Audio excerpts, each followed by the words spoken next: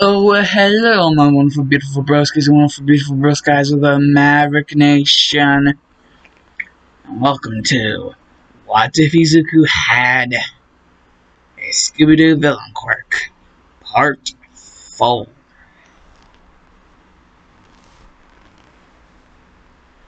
This is Part 4. We would start off this part with the announcement of a sports festival to the entire class of 1A. Izuku, well, being the only one who wasn't, roaring with excitement. That's because he would have been feeling something that was an ever-recurring feeling ever since he had reversed his quirk. Now, don't get me wrong, he would occasionally go from human to dog, then back to human, then back to dog, do the whole thing that he could do. However, this seemed to trouble some sort of balance that was being kept by this powerful entity with the ability to become other entities. It's almost like in order to keep this being stable, there would be needed intervention, very much needed intervention by a certain force itself.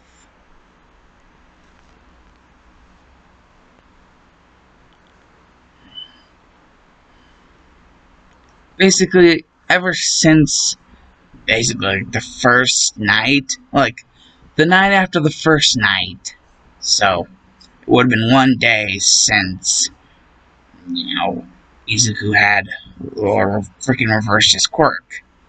And then that night would have been the night where he started having vivid nightmares. Not dreams, not vivid dreams, vivid nightmares. Of someone. They call themselves the shiniinu.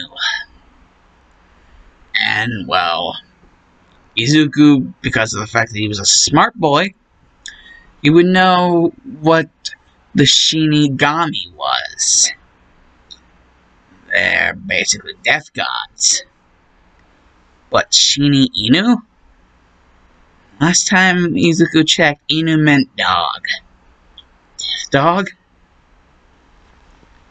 That's whenever the form of the shiniinu would come out of the shadows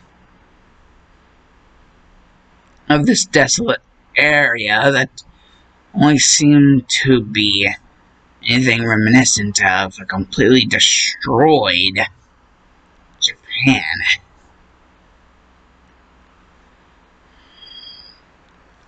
Finally coming out of the shadows. The shiniinu. Or, as it addressed itself,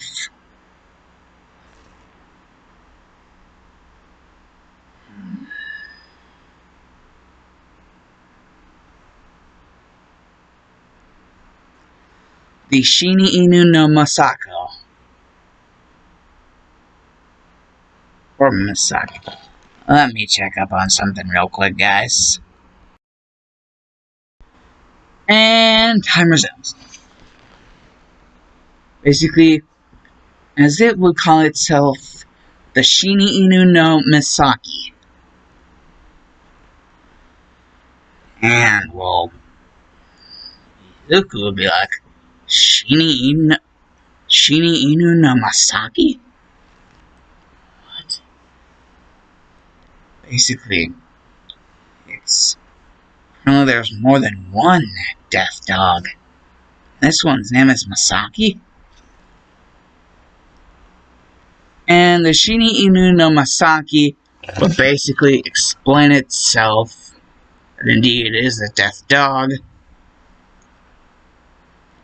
A force of forever balance once the Soul Reaper leaves the realm of existence, the shiniinu will be summoned forth as a guiding force for the balance of that very realm. It did indeed seem like balance was indeed disrupted.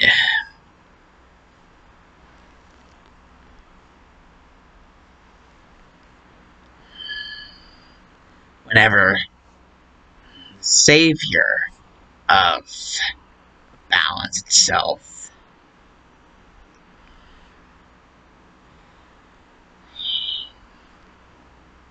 a certain Kurosaki Ichigo, the day of his death, is whenever the shiniinu no Masaki came to be in the physical realm. Mostly residing in the mental realm, though it would need to find a mental form before it could reside in said mental realm. The mental form, well, it just seems that the shiniinu no Masaki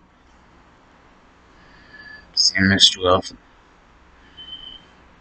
seen a great amount of disharmony within the very birth of a certain talking dog. So the shiniinu no Masaki basically pledged themselves to the mental realm of said dog.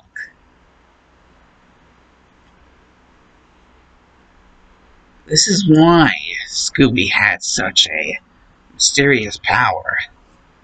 It was through the shiniinu no Masaki that this power came to be.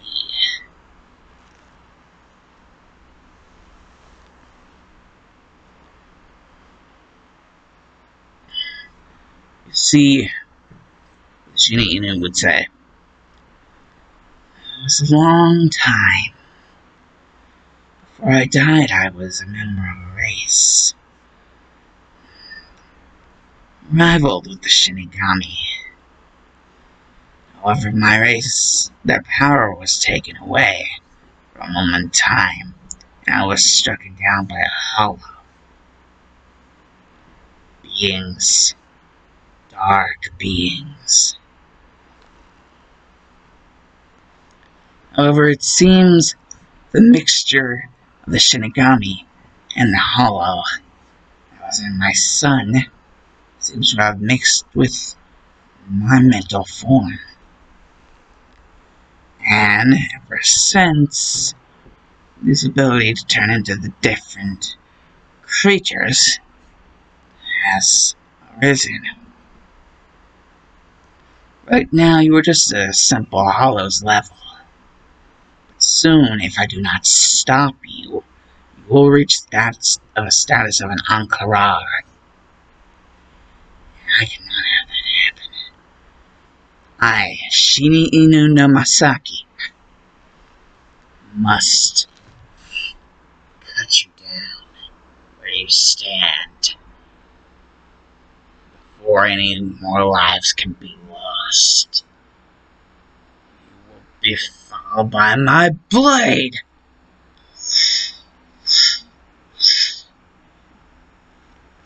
That's whenever something Izuku didn't expect to happen happened.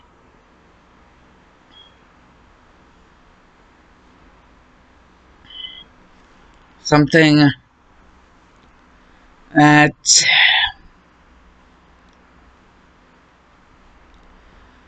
well, Izuku, with every reason to, would never forget.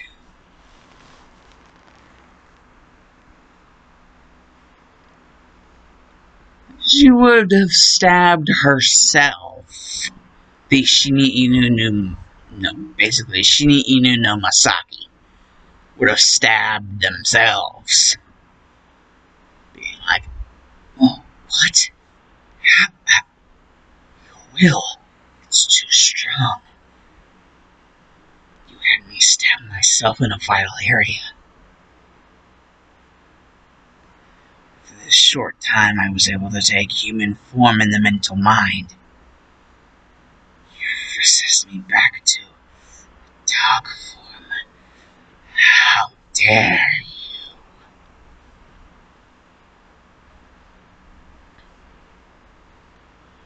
That's whenever Izuku would think, no, how dare you? And he would take the little emblem on his collar that would have an SB on it.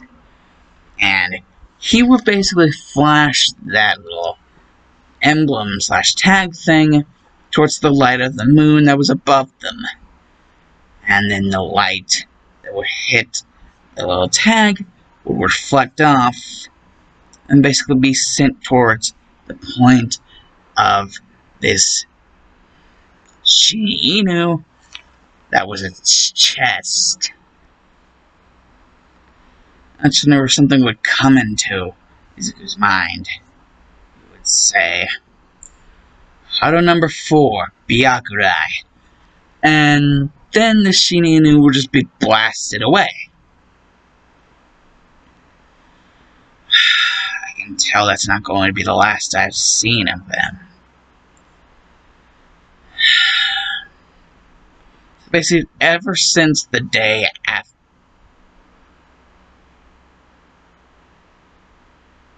Oh, shit, I thought the entire thing just quit on me. Nice. Ever since the day after, well, that whole celebration dinner, basically the day after that, basically the night and the day after that, basically whenever we would have the first one of those nightmares. But every time he would have found some new and inventive way to thwart the attempt to kill him.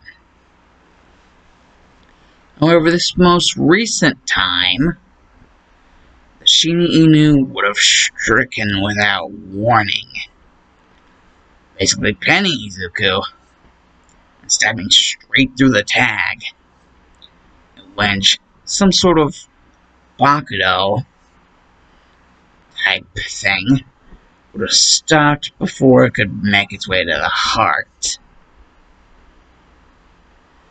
But she still would have cut deep enough to make him bleed in this mindscape.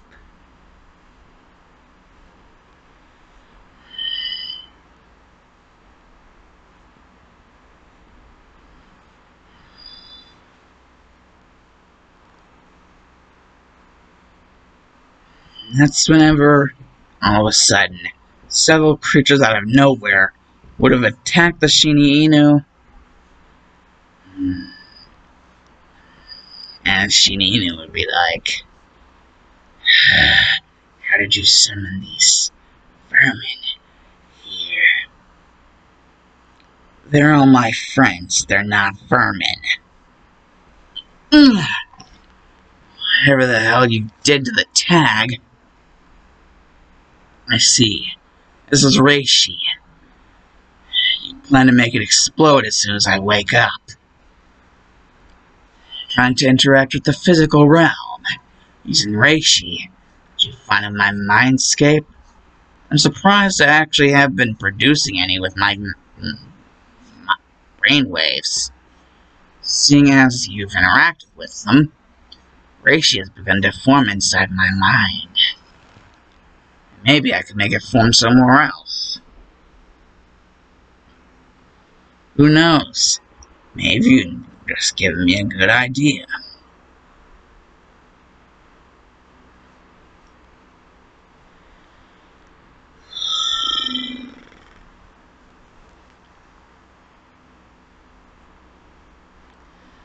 How about I spare everybody here pleasantries and just say, whatever you were planning to do with this, He would just snap the tag off. It's terminated. Flick, and we'll flick it over into the face of the shiniinu, causing it to explode. And that's whenever Izuku would finally wake up. This would be the day of the sports festival. He had to get ready. Finally, when everyone was there, after Izuku's horrible nightmare,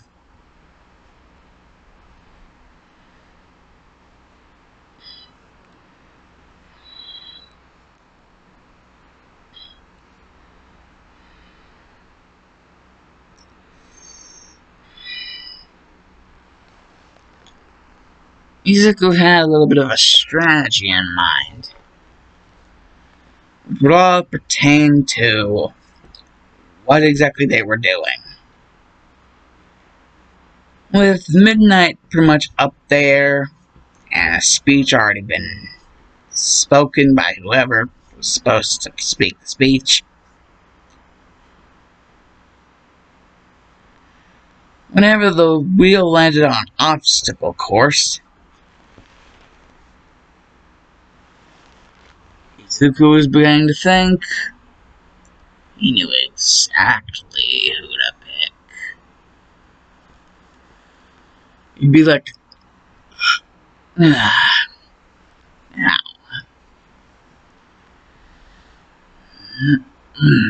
press against the palm, and aren't we a fresh face? He seemed to awaken a new form. The Phantom of Haunted Isle. Interesting. And seeing as Izuku would just become the Phantom, he would just fly through everything. Nothing could pretty much touch him.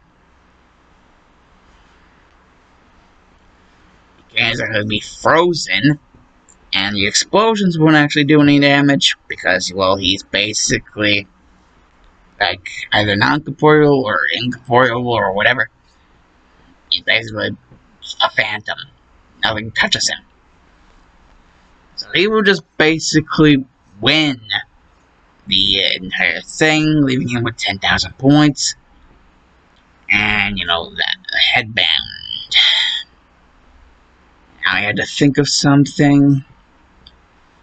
As it came up, the wheel all hit.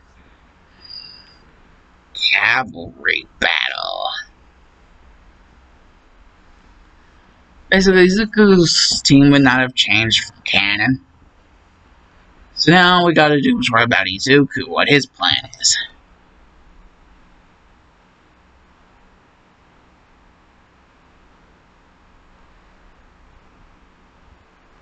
And Izuku thinks he's got an idea. They can't necessarily take the headband away if they can't even touch him. But seeing as he already used the Phantom of Haunted Isle, he decided he would make them unable to touch him in a different way. Hell, even a team that had Kaminari on it, basically, he could just make him go stupid. And that would screw that team up entirely. And how exactly would that happen? Why, the 10,000 volt ghost, of course. Yes, literally, just go gung-ho as the 10,000 volt ghost. Make you and your team literally untouchable by wrapping yourself around them. Like your electricity body. And so, basically, yeah, that would be the cavalry battle, because no one will be able to touch Izuku. So he'd just win. And well, now we gotta worry about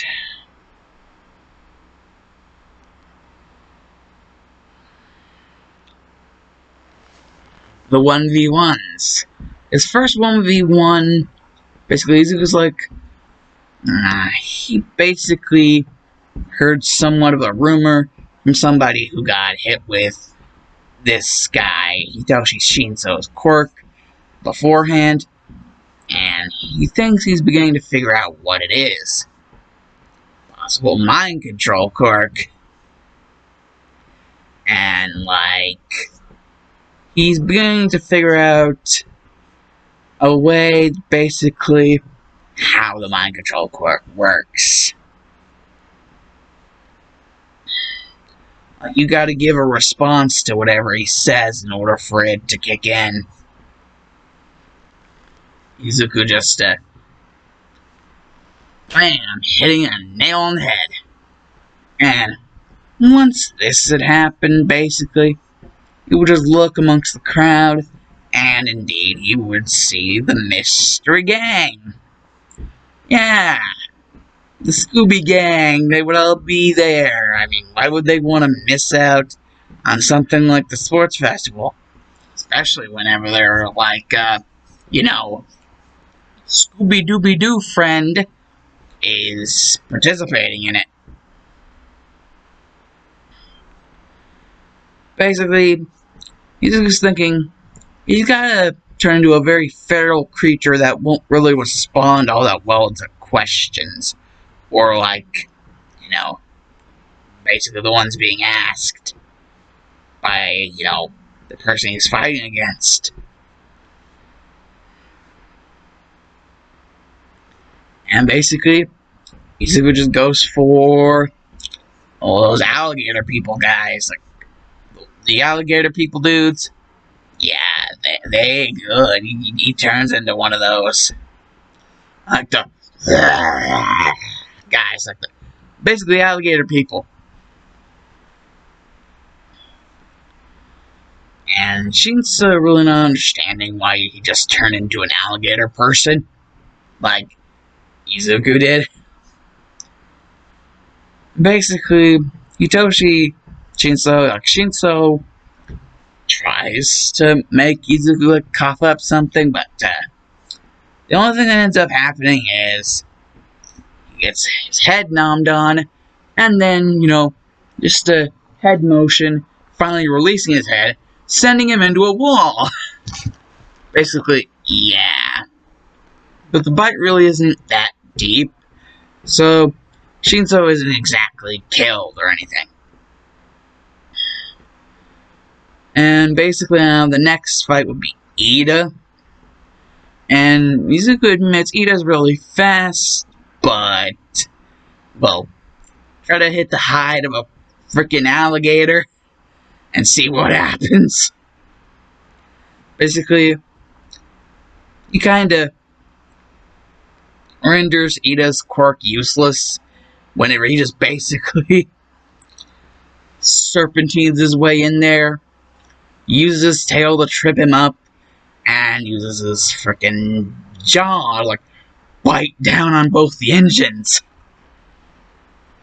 Basically making it to where Ida can no longer continue because there's no functionality in his legs. All of his kicking power is gone, all of his speed power is gone. Yeah. Basically just screwed Ida over.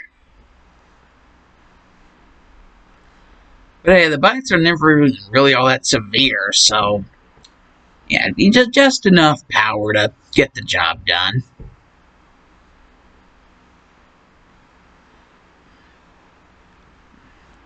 Basically, yeah, with Ida out, then comes the fight with Shoto.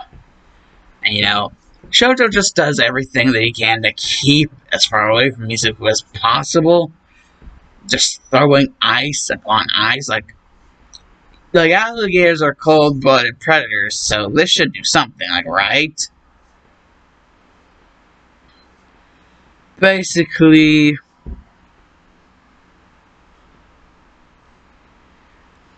as much ice as Shoto's producing everywhere, basically, yeah.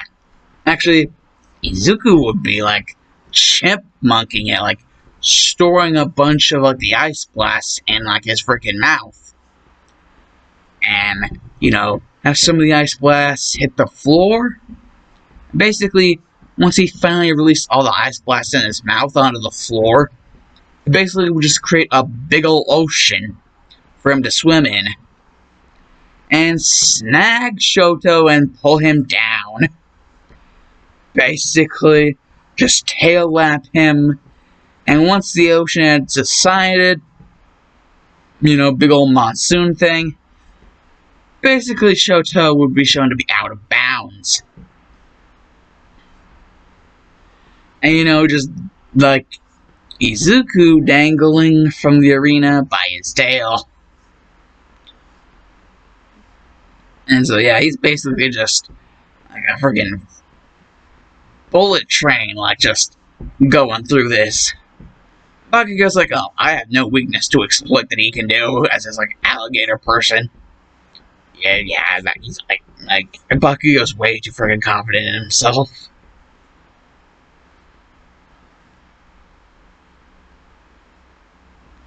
But that's whenever, Izuku, understanding the common misconception of like the difference in between a crocodile and an alligator, will basically pull like the alligator version of a croc roll on Bakugo. Like, speed over straight towards him and have the hide take most of the explosive damage of whatever Bakugo tries to throw. And whenever Bakugo tries to leap off the ground to get some distance, basically get onto the legs, like the calf muscles, and pull a freaking alligator-style croc roll. This basically not only freaking like demoralizing Bakugo, but like he wouldn't even be able to feel his legs anymore. There'd be just so much pain. Bakugo wouldn't be able to get up. And so, as like a sort of mercy killing to Bakugo's pride, Midnight would declare Izuku the winner. Because Izuku knew that his hide would probably be able to take all of the blasts, considering these are like monsters from like Scooby Doo series, but quirkified, so stronger than what they would probably be. So yeah, he just went through the entire 1v1s, all of them as the alligator person thing. Yeah, Izuku with first place, Bakugo with second place, Shoto with third place. And the reason why I just did this like motor mouth style, like I just went through all this motor mouth style, I have a lot to get through, guys, and it just seemed like a very short route to take, an easy route to take, something that I quite enjoy the prospect of right now. So, yeah. Just, bye.